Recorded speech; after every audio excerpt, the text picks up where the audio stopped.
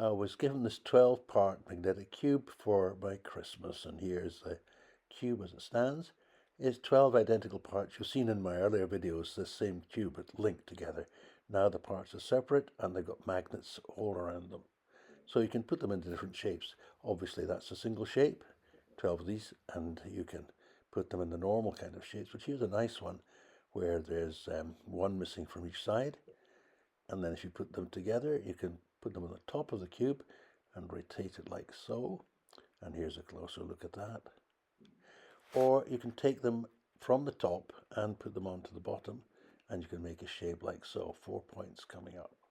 You just keep experimenting, you'll find different things. Here is a bowl, which is very similar to the one you can make with the flexing one, but this is hard to make, but you can do that one. Or my favorite of all so far is this bowl. I like it a lot. So play around and see what you find out if you get this magnetic puzzle. There's lots to be found. Bye now.